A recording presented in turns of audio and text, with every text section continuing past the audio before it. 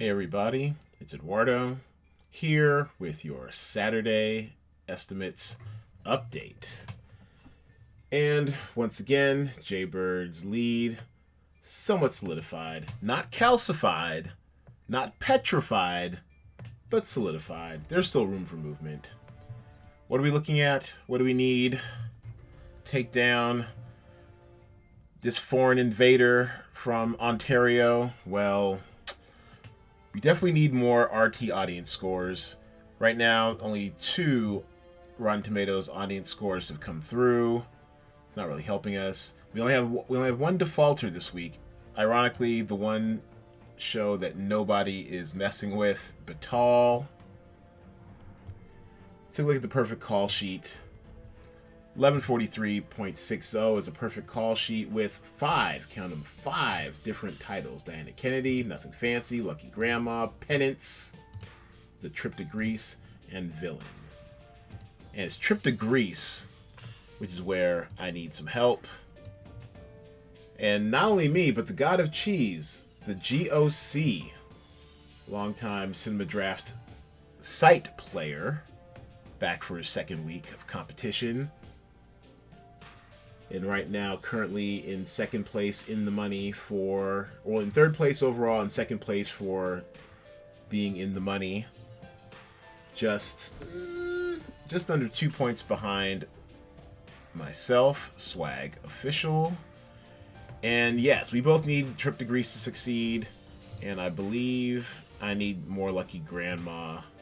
Yes, so he has a headliner stack of Lucky Grandma, so that wouldn't hurt him either. Headliner stack and Control Z, a 6-pack of the Trip to Greece. Whereas I have a 5-pack Trip to Greece, 3-stack of Lucky Grandma, and Headliner stack and Control Z. It's going to be tight. And I might actually be boxed in because Jaybird, he's got the best of all worlds right now. This is a call sheet. Here we go. He's actually has a 4-pack of Lucky Grandma. So if that improves, it improves him too. Trip to Greece helps him, but not nearly as much as it helps me or the God of Cheese. We also share Control Z, but where he separated himself from myself is Diana Kennedy, currently our highest scoring title on the slate, and Penance, which looks to be pound for pound not a bad value play. I say that because you can even see on the perfect call sheet a 2-pack of Penance. Actually, if Penance was your day player and your headliner, isn't that strange? Look at that's the interesting construction. Not that, I mean, it doesn't feel theoretically possible. Like you would want to get both a headliner and the cheapest day player you could find of Penance, but that seems to be the case here. That I'm not sure what this bodes for future call sheet construction. I thought if I'm getting a headliner from one show, I'm probably going to want to get a co-star at the very least. But look at that, headliner and a day player. That's interesting. But yes, this is the old school 8-1-1, 8 headliner, 1 co-star, 1 day player construction. At 1143.60, it is a little over 10 points ahead of Jaybird. So Jaybird is actually within 10 points of the perfect call sheet at this point. And lowball, something new we've introduced into the game, where the person with the lowest scoring call sheet that has at least $50,000 in salary, at least 3 different titles, and scores the lowest in the game will actually win $10. So you got a choice to make each week. Will you go for the gold and glory, $35 for first, $15 for second for the top 2 non-Cinema Draft employees, or will you bottom out, will you tank and try to get the low ball? And this is the low ball perfect call sheet. A low max of Inheritance, just the 1 headliner, 4 co-stars, 3 day players. Joan of Arc, 1 day player, and Batal, the show that no one's messing with, would make up your perfect lowball call sheet of 637.51 and only 70,800 spent. Right now, our lowball contestant is Red Ibis. And let's take a look at her call sheet. I mean, and shout out to Deidre. She played every week for the last 3 or 4 weeks. I appreciate the data. Let's see what makes your lowball call sheet. What did you get wrong? Or what did you get right? Here, it looks like Inheritance. This headliner stack of Inheritance is weighing her down. Just such a low-performing movie. AKA Jane Roe is actually not bad, but it needs more love. What's missing from Jane Roe? Yeah, here it is. So Jane Roe doesn't have a Rotten Tomatoes audience score. Otherwise, it's okay. It's not bad. So it's not like she was purposely tanking. 4-pack of Penance, which isn't bad, but it might just be a little too much exposure. I mean, and she left a lot of budget on the table. 17,500 in a week where you probably need a little more budget. As you can see, a perfect call sheet this week, I believe, maxed out its budget. Yes, a perfect call sheet maxed out its budget this week. So far, and mind you, these perfect call sheets, it's perfect as of now. As we continue to update the scores, I will update the perfect call sheets. And Military Wives didn't do what we thought it would. Just okay, 75.05. Joan of Arc, quite frankly, just sucks. Its scores are low. It's actually below a default score. So yeah, so it's this little stretch right here which really sank her call sheet. Military Wives did not help the cause much. And Penance, as we saw in small doses, if you had just a headliner day player, was a good value play, but overvalue or going for too much value is what cost her this call sheet, but puts Red Ibis in perfect position to solidify the low ball. On her heels, but still off by a good 50 points, is the Roan, aka Henry G, podcast favorite and group chat enthusiast. Where's your call sheet? Here we go. And what's sunk your call sheet? Right here. This 4-pack right here of Joan of Arc and Inheritance. Not quite so good. Maybe the trailer was good, but it's not what you want. These are the anchors around your call sheet. Otherwise, the rest of it is pretty good. Who else should we take a look at? Brown Baby. Mom just lost in no man's land. Not bad enough to be bad, not good enough to be good. And what went wrong with her call sheet? It's actually not bad. She's got decent exposure to Penance. Maybe one extra co-star from Penance was too much.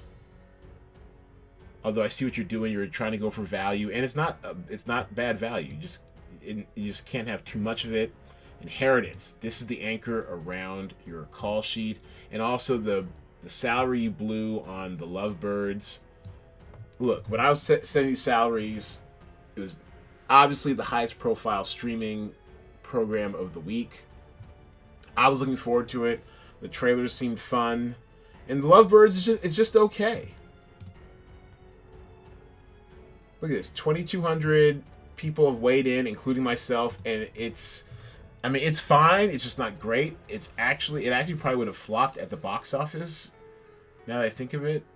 Although I do like seeing 2 persons of color in the lead, in a romantic comedy lead. We don't see that too often. And it had its moments, but it's great. This is a fully accurate score. As who was the NFL coach who said, you know, you are what your record is, or whatever, or we are who we thought they were. You're a 6.0 scoring title. You're a 6.0 scoring show in the DraftStream game. So those scores were truly deserved. We wanted better for it, but but the Lovebirds was a bit of an expensive misfire. There's so much more other value out there. And just a reminder, for those of you who are into learning from the game, on the scoring tab, each week we will update all the previous scores. We'll link to the previous call sheet so you can study from what you missed, and also check out some of the other perfect call sheets. Oh, and actually, let's take a look at Hebrew Hammer before I go. Next week's Cinema Draft podcast star guest. And he's big on Grandma. Lucky Grandma. He's got a 2-title call sheet, a 6-4 construction, 4-5-1 headliner, co-star, day player, which, as we've seen in the past, can work for a perfect call sheet. So I like the throwback ingenuity. 1054.10. I mean, these are 2 decent titles. My biggest concern here is with Control Z. Let's dive into this real quick. The problem with Control Z is that it is a Netflix foreign drama. Foreign titles on Netflix, because there's so many of them, because Netflix is such a widely international platform, they tend to get lost. Sometimes critics don't cover it. Sometimes audiences don't discover it. I don't know about you, but Control Z has been shoved down my throat on my Netflix homepage during this weekend. I'm inclined to maybe take a look at it. What's it about again? Hacker releasing students' secrets to the entire high school. The socially isolated, but Sophia works to uncover his or her identity. Actually, it doesn't sound that bad. 6.7 score. Okay. My queue is getting longer and longer since I've been playing this game. I've found too much good stuff to watch, but I'll add to my queue. But the problem with this is that while IMDb users have weighed in, Rotten Tomatoes has yet to do it for the audience. Critics may never get around to it because there's so much foreign content on Netflix, so much subtitle work. So I don't know. We'll have to keep an eye on this one. For my purposes, for my selfish purposes, even if Control Z does register higher, it doesn't help my cause. I actually think that there's no way I can win this week. Look what happens if the trip to Greece, the show I really need to advance, does even a 68. Well, I'm ahead of Jaybird at this point, but the God of Cheese leapfrogs me. And if you take that plus, what's the other one we need? I think we need... Oh yeah, Lucky Grandma, because we both have headliner stacks of Control Z. Yeah, that's a push. But you see, he's got a 4-pack of Lucky Grandma, so there's no way I can win this week. I'm pretty much boxed out. But if I can't win, but Jaybird loses, I find that a victory for America, damn it. Isn't that some hating ass stuff? But yeah, so it looks like there's no way I can win this week, but we can all root for the God of Cheese. It's our duty as Americans, damn it. Go, Brent, go. Go, Brent, go. The GOC. And that's what we're looking at. Also, just to give you a tip, I spent all night last night working on the talent pool for next week. I'm extremely excited about it. It should be one of the most challenging ones yet. We'll see a diversity of strategies at play, just some of the nuances of the game and the nuances of constructing your call sheet should definitely come into play next week. I'm really excited about it. As usual, we'll email you the update shortly after 12 p.m. Pacific time tomorrow, Sunday, for the Sunday estimates. See if we can indulge in our Sunday tradition of movement. Let's see some movement, hopefully downward on Jaybird's part. And also Monday, probably within 2 to 3 hours after 12 p.m. Pacific time, when final scores will be in, and I'll have an accompanying video and a full look at next week's talent pool. I'm very excited about it. I'm very excited for you all to see it. It's going to be very interesting. There's a lot of like I said, there will be a lot of strategies at work next week. I can't wait to see what you guys come up with. All right, everybody. Thanks for playing. Thanks for watching and listening. Thanks for learning with me on this game as we experiment with DraftStream. I'll see y'all on Monday.